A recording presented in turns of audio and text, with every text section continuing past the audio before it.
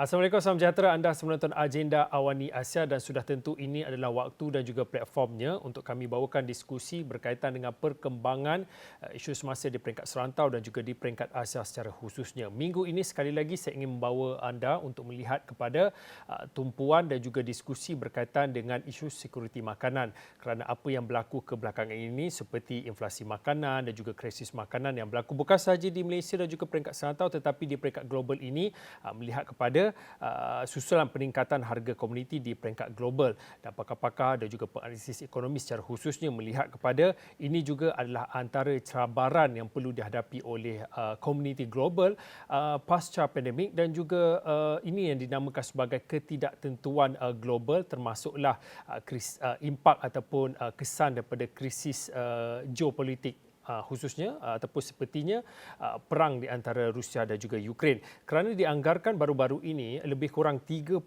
buah negara mengambil langkah ataupun dasar pelindungan makanan ataupun disebut sebagai food protectionism dengan larangan atau menghentikan ekspor bahan makanan ke luar negara khususnya selepas tercetusnya perang Rusia-Ukraine. Dan ini difahamkan angka yang cukup tinggi sejak 2007-2008 iaitu harga berlakunya krisis harga makanan di peringkat global. Baik, untuk waktu ini pada malam ini saya ingin bersama yang pertama Profesor Datin Paduka Fatimah Muhammad Ashad. Prof adalah ahli Majlis Penasihat Pertanian Negara dan seorang lagi adalah Zhang Hong. Zhang Hong adalah wartawan kumpulan media Cina CMG yang selalu berkongsi perspektif daripada negara Cina. Prof, kalau boleh saya nak mulakan dahulu dengan Zhang Hong. Zhang Hong mungkin boleh dikongsikan pada waktu ini. Saya ingat lagi topik ini kita pernah berbincang ataupun berdiskusi lebih kurang 2 bulan yang lepas dan saya ingat lagi pada waktu itu Zhang Hong pernah berkongsi kepada saya kalau diikutkan daripada sudut kapasiti bekalan makanan ataupun food security di China secara khususnya adalah mencukupi. Itu adalah 2 bulan yang lepas. Tetapi kita tahu dalam sepanjang 2 ataupun 3 bulan kebelakangan ini khususnya di China ada berlaku ataupun dijalankan langkah pencegahan bagi COVID-19, ada pergerakannya terbatas. Mungkin pada waktu ini boleh dikongsikan. Saya difahamkan pada waktu itu Zhang Hong ada berkongsi kalau diikutkan bekalan makanan seperti gandum dan juga beras adalah mencukupi. Tapi bagaimana pada waktu dan juga realiti semasa pada ketika ini, Zhang Hong? Ya, terima kasih Fauzi. Sebenarnya kalau dulu kita masih menjangka, pada 2 bulan yang lalu kita menjangka nanti akan ada impak terhadap bekalan bahan makanan di dunia. Tapi kalau buat masa ini saya rasa kita semuanya sudah boleh dikatakan sedang mengalami impaknya. Saya sudah baca berita dari media Malaysia iaitu sekarang harga ayam sudah meningkat ya. Dan tentu terus juga ada sekatan terhadap ekspor ayam itu kepada Singapura. Dan begitu juga kalau di China pada bulan lalu bagi Satria sendiri sudah menghadapi itu kenaikan harga tapi bukan untuk ayam tapi untuk telur ayam. Dan ini kalau lihat pada bulan April hingga bulan Mei sebenarnya kalau harga telur di China meningkat kira 20%. Dan tentulah ini ada banyak unsur dan kalau untuk memaklumkan iaitu kalau di China penggunaan atau makan telur amat hebat. Kalau setiap tahun kita makan kira-kira 400 bilion butir telur. Dan iaitu setiap orang setiap tahun rata makan 287 butir telur. Dan bagi saya, macam Satria yang kali pergi ke gym, iaitu setiap pagi saya sekurang-kurangnya makan 2 butir telur. Jadi, telur ini merupakan satu makanan yang amat biasa bagi semua penduduk di China. Tapi justru pada bulan lalu kita mengalami satu kenaikan harganya yang boleh dikatakan amat mendadak dan hingga ramai orang terburu-buru pergi ke pasar raya untuk membeli banyak telur balik untuk disimpan di rumah. Dan ini ada banyak unsur. Kita boleh lihat kalau dari secara domestik justru kerana kita tahu kalau 2 bulan yang ini kita mengalami satu lagi itu impak dari itu Omicron. Di Beijing, di Shanghai juga ada. Begitu juga kalau ini mestilah membawa gangguan kepada pengangkutan dan kalau terus dulu kalau diangkut dari macam provinsi yang lain kepada pasaran di Shanghai, di Beijing amat lancar. Tapi sekarang kerana ada itu dasar kawalan wabak yang di berbagai provinsi yang berbeza. Macam kalau masuk satu provinsi dia perlu ada keputusan pemeriksaan COVID-19 dalam 48 jam. Jadi mungkin pemandu pergi ke satu provinsi dia tak boleh keluar lagi. Jadi perlu tukar pemandu dari provinsi itu untuk terus menghantar terus ke Beijing. Jadi ini langsung menaikkan lagi itu kos untuk pengangkutan atau tentulah harga yang dijual di pasaran akan ditingkatkan lagi. Satu lagi yaitu unsur dari pasaran antarabangsa. Kita tahu kalau dulu macam seperti dulu Fauzi sudah katakan kalau gandum dan beras di China sebenarnya boleh mencukupi. Tapi kalau macam jagung dan kacang soya ini banyak tergantung kepada impor dari luar negara, terutamanya dari Brazil, dari Argentina, dari Amerika juga dan dari Rusia juga.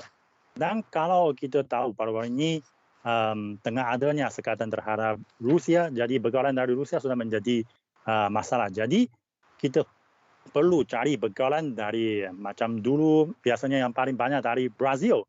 Tapi Brazil tengok keadaan situasi pada masa ini, dia juga ada tindakan untuk melindungi diri. Dia menaikkan lagi harga untuk kacang soya. Jadi China terpaksa mencari lagi begalan dari Amerika Syarikat.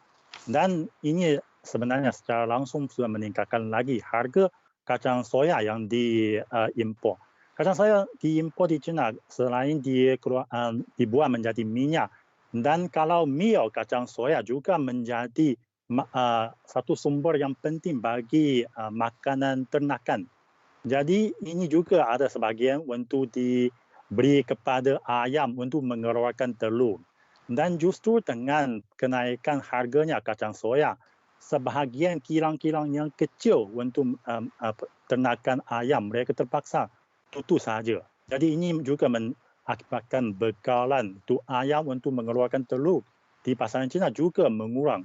Jadi dengan beberapa unsur yang bersama-sama mengakibatkan sekarang harga telur di China naik secara besar-besaran pada 2 bulan yang lalu. Tapi pada bulan ini masuk bulan Jun sudah melihat satu trend menurun lagi.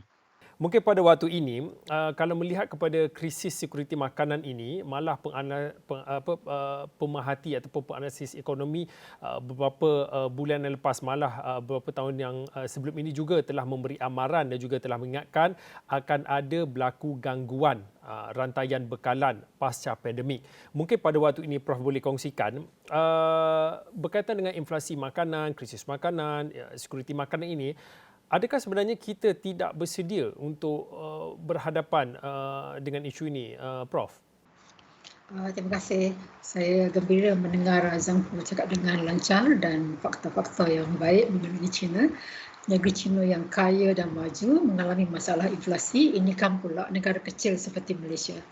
Kalau saya kata tak bersedia, nanti kerajaan marah. Tapi apa yang saya nak katakan ialah ini adalah fenomena global dan kita lihat negara China sendiri pun termangsa, malahan negara Eropah pun, ya, Amerika pun termangsa, ini kan pula kita. Apa yang saya ingin rumuskan ialah Malaysia tidak separah Afrika, tetapi kita mampu menunjukkan prestasi yang lebih baik kalau kita telah bersedia dengan terlebih awal sebagaimana negara China. Bererti kalaulah kita tidak sangat bergantung pada import makanan, import baja, import mesin, import benih, import buruh, mungkin kita dapat mengurangkan tempias ataupun lantunan krisis yang sangat berbahaya ini.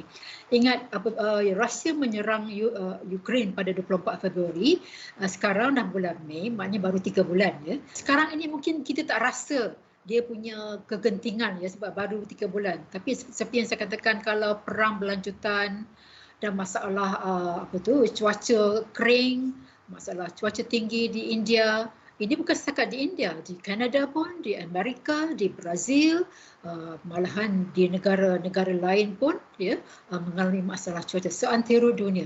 Jadi kalau Kalau perkara ini berlaku, kita ingat ya, krisis ini ada 3 penjuru, Zhang Ho, iaitu COVID-19 yang menyebabkan masalah rantaian bakalan yang tersekat-sekat, kemudian konflik antara Rusia dan Ukraine yang menyebabkan pelbagai masalah, ya, bukan setakat harga petrol, gas asli, malahan harga jagung, harga gandum. Ya, ingat Ukraine dan Rusia adalah, dia orang kata, kawasan yang sangat banyak mengeluarkan gandum, 30% share dalam dunia, dan juga minyak sayur-sayuran, ya. Dan bila ini semua berlaku, dia punya kesan kaitan ataupun kesan sampingannya adalah harga baja meningkat, harga kimia meningkat, harga bahan-bahan mineral pun meningkat, ya. Dan ini memberi kesan kepada ekonomi, khususnya kepada pengeluaran pertanian. Dan kita bergantung pada import. Kita bukan setakat saja import sayur-sayur kobis dari negeri China, kita juga mengimport segala jenis input, Cik Fauzi dan juga Zhang Ho. Semua input kita import je, Zhang Ho. Itu yang Malaysia masih lagi terkial-kial untuk maju ke hadapan.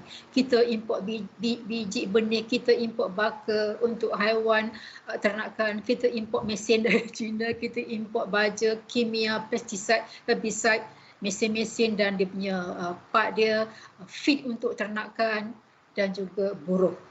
Jadi apa yang kita ada? Kita adalah, memanglah kita megah, kita dari segi biodiversity kita nombor 2 Zhang Ho di dunia selepas Brazil, tetapi dari segi produktiviti kita jauh ke belakang berbanding dengan Vietnam maupun Thailand. Produktiviti tak semana, dan sekarang kos pengeluaran telah meningkat. Kalau bajet sampai 100% pun ada, 200% pun ada. Jadi kalau ini berterusan, sekarang apa yang datang di pasaran sekarang adalah musim lepas. Saya tak pasti musim yang akan datang, saya tak pasti kita akan mencapai tahap yang sama.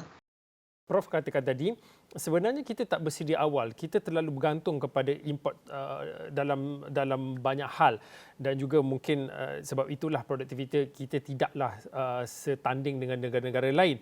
Mungkin pada waktu ini, Prof, apa sebenarnya isu yang kita terlepas pandang dalam konteks Malaysia saja, dalam konteks tempatan berkaitan dengan jaminan bekalan makanan, sekuriti makanan dalam negara ini. Sebelum ni Prof ada pernah mengatakan kalau kita melihat kepada isu ini, sebenarnya kita perlu lihat tentang pasaran itu sendiri, persaingannya, adakah ada monopoli dalam satu-satu segmen pasaran tempatan. Mungkin boleh dikongsi pandangan berkaitan dengan apa sebenarnya isu yang kita terlepas pandang berkaitan dengan food security tempatan ini. Ada 2 perkara. Yang pertama, kita agak selesa ataupun kita megah dengan kelapa sawit kita. Ya, kelapa sawit kita panggil tanaman emas, Zhang Ho. Tanaman emas sebab dia punya produk-produk sampingan dia sangat bagus, ya. Chemical product, vitamin A, minyak biodiesel, minyak makan, margarin dan sebagainya. Jadi dia dianggap sebagai tanaman emas. Kita negara terbesar, pengeluar terbesar, pengekspor terbesar, industri berasaskan kelapa sawit pun agak maju. Tiba-tiba Indonesia datang, habis kita nombor 2. Indonesia sekarang terbesar. Okey. Sekarang sudah mencapai 5.9 juta hektar, iaitu hampir 80% daripada tanah pertanian.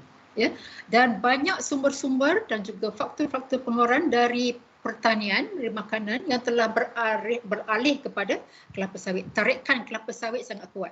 Tarikan dan juga tolakan. Pull factor dan push factor.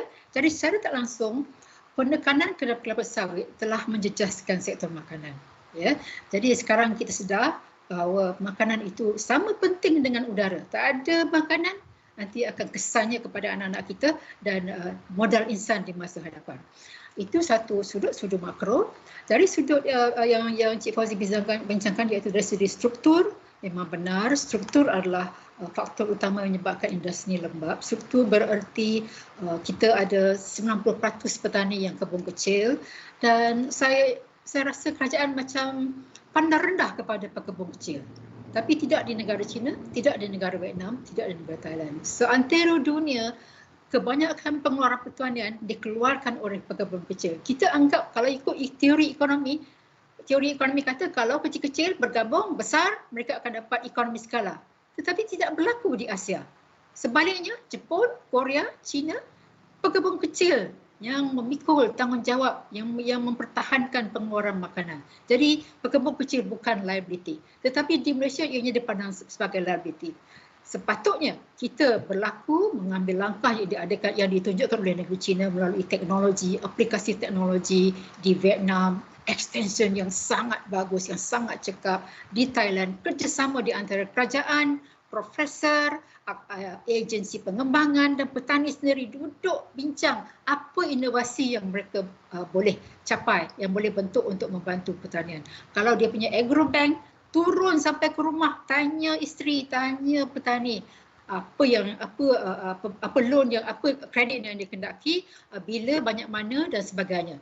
Sehingga begitu itu mereka mesra, sangat mesra petani dan turun padang mencari jawapan, dan jawapan itu datangnya dari petani dan gabungan pemikiran kerajaan, saintis, ejen pengembangan dan petani sendiri menjanakan inovasi, menjanakan penyelesaian yang terbaik untuk petani.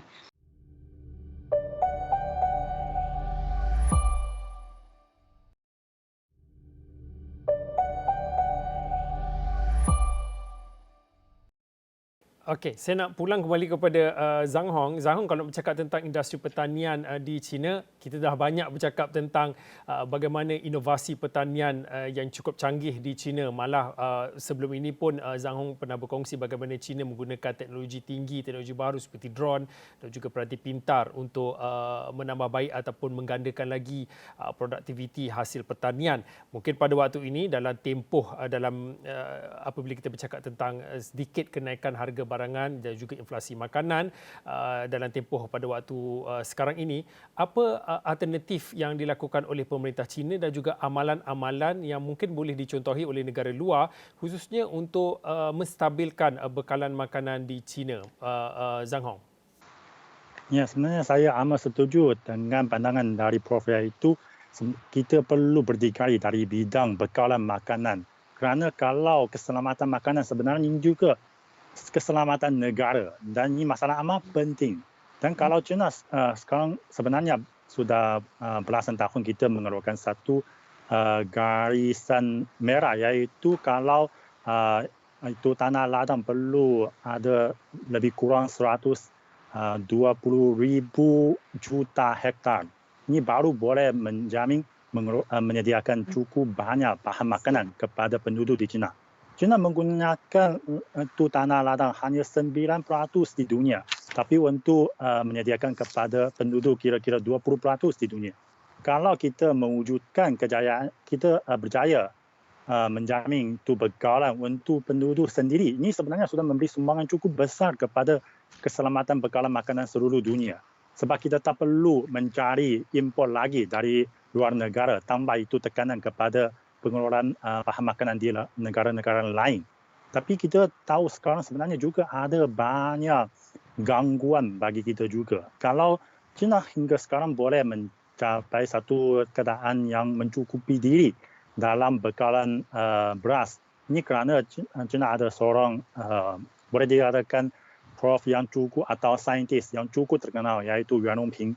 Beliau dulu berjaya mengeluarkan itu padi kacukan supaya meningkatkan penunaian padi di China 3 kali ganda berbanding dulu. Ini barulah menjayakan itu bekalan itu yang mencukupi lah di China punya.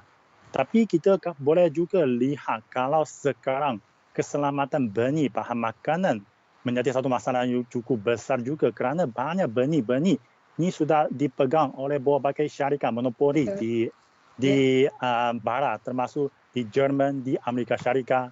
Kalau kita mahu menanam padi atau berbagai tumbuhan yang lain, kita perlu memberi benih dari syarikat barat.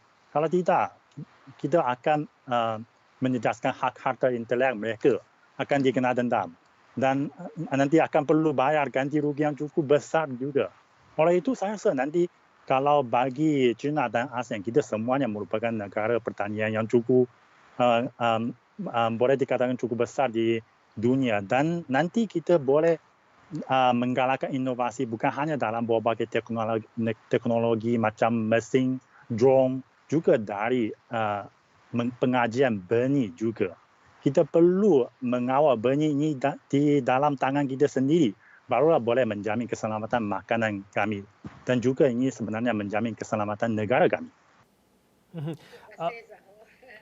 Prof, kita tahu baru-baru ini pun daripada kerajaan pun ada mengumumkan beberapa langkah ataupun strategi yang diambil khususnya untuk kita melihat kepada isu semasa berkaitan dengan stok bekalan ayam, antaranya seperti pemasukan AP, ekspor untuk ayam dihentikan dan juga stok penimbal. Itu adalah antara beberapa strategi yang diambil oleh kerajaan pada waktu ini. Mungkin Prof boleh kongsikan. Tadi Zhang Ho ada katakan kalau ikut skala negara China itu memanglah besar, 1.4 bilion penduduknya, tetapi untuk tanah yang digunakan hanyalah 9%. Sudah cukup untuk menampung kapasiti penduduknya yang begitu ataupun terlalu ramai kalau nak banding dengan seluruh dunia, hanya iaitu 1/5 daripada penduduk dunia. Mungkin pada waktu ini, apa daripada contoh-contoh dan juga amalan dan juga strategi yang disusun oleh pemerintah China yang boleh diambil kira dan juga boleh diguna pakai dalam konteks negara kita pada waktu ini, Prof? Mungkin satu hari saya kena minum kopi dengan Zhang Ho lah nak dapatkan maklumat. Ya, hujah teras Zhang Ho ataupun strategi yang negara China ambilkan ialah tingkatkan produktiviti dan kurangkan pengurangan tanah. Dan caranya ialah melalui teknologi. Dan kita tahu negara China sangat terkehadapan ya dalam pelbagai sudut benih pengairan. Kalau kita tengok apa tu Alibaba, saya dulu pernah tengok mesin-mesin, saya cadangkan mesin-mesin kilang kecil untuk petani. Saya tengok pelbagai Alibaba ada mesin untuk mengeringkan padi beras 2,000 ada, 3,000 ada, 10,000 ada, tapi di Malaysia punya kilang besar-besar. Jadi yang seperti yang posisi bang tadi, apakah isu struktur? Itu salah satu daripada masalahnya, itu wujud kita panggil pemisahan ataupun divide besar di antara pengecil yang ramai, tetapi si pengilang, orang tengah, pemproses, semuanya besar-besar. Kilang getah, kilang koko, kilang kelapa sawit, kilang beras, semua besar-besar Fazi. Jadi bila petani kerdil ni berdepan dengan kilang besar, apa yang akan berlaku? Mereka tidak ada kuasa tawaran. Mereka hanya sebagai penerima harga. Jadi saya jangkakan sebagaimana malahan di Jepun pun, kilang-kilang tak ada besar-besar pun. Saya dengar cerita, dia punya mesin mengilang beras besar peti ais saja. Peti ais pula. Besar peti ais refrigerator. Ya, mungkin Zhang Ho boleh kongsi. Kita mahu yang besar, yang sederhana, yang kecil supaya petani ada pilihan. Bila dia ada pilihan, maka dia akan dapat harga yang baik. Bila dia ada pilihan, dia sendiri besok, bila dia kaya, bila dia melalui koperasi, dia akan bina kilang dia sendiri. Jadi mobiliti petani untuk mobiliti menegak untuk memperbaiki hidup dia hampir sifar di Malaysia. Okey, kembali kepada langkah jangka masa pendek ni, Fazil.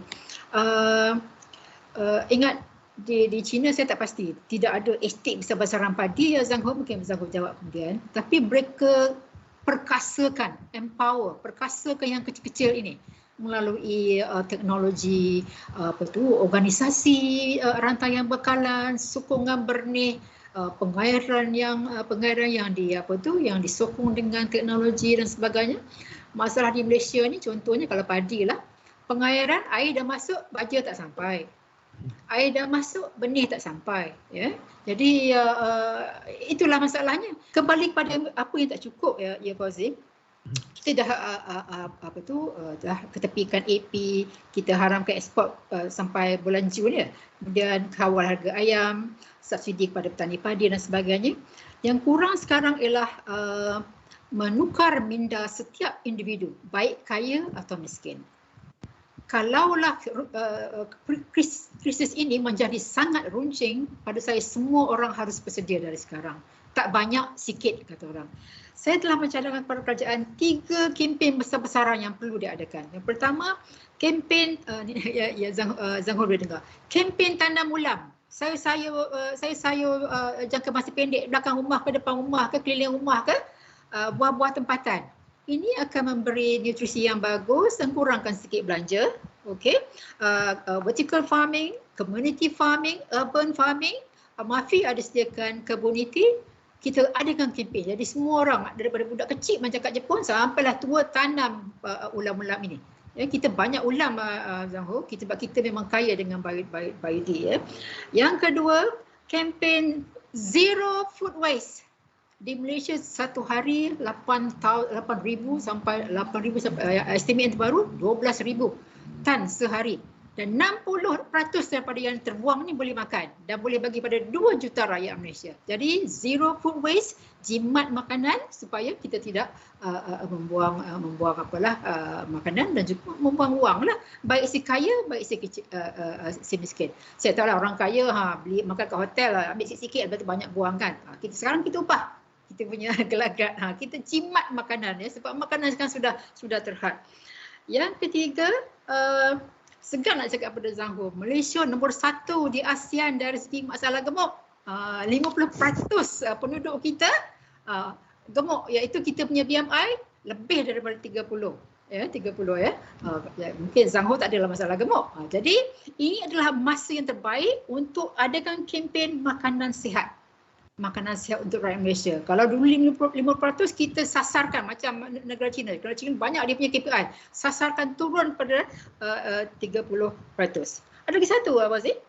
Kita lupa bahawa ayam yang kita makan tu Zhang Ho dengan antibiotiknya, dengan macam-macam kimia, tak keluar kandang, tak dapat sinar suria.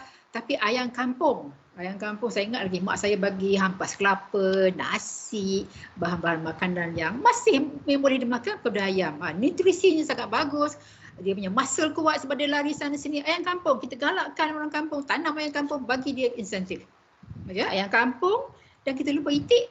Orang Cina lagi suka itik. Peking duck for example. Jadi kita mempelbagaikan kita punya pemakanan. Jadi ayam kampung, itik, angsa ataupun anak, walaupun saya sayang binatang, tapi kalau untuk makan mungkin untuk mengurangkan kerumitan kehidupan saya rasa tak bersalah. Jadi saya seru, saya minta Fauzi bagi tahu kerajaan, adakan kempen ini besar-besaran. InsyaAllah kita boleh kurangkan 2-3 bilion. Okay, baik, terima kasih Profesor Datin Paduka Fatimah Muhammad Ashad. Prof adalah Majlis Penasihat Pertanian Negara yang berkongsi sedikit pandangan yang akhir tadi berkaitan dengan strategi jangka panjang yang perlu dilihat dan juga perlu diambil kira untuk kita memastikan bekalan jaminan sekuriti makanan dalam keadaan yang baik. Sebentar pada awal tadi kita bersama dengan Zhang Ho, wartawan daripada Kumpulan Media Cina CMG yang juga berkongsi daripada perspektif China melihat kepada isu semasa berkaitan dengan inflasi dan juga kenaikan harga barangan khususnya di China. Saya kira itu saja untuk waktu ini. Agenda Awal Ni Asia, saya Fauzin, kita jumpa lagi.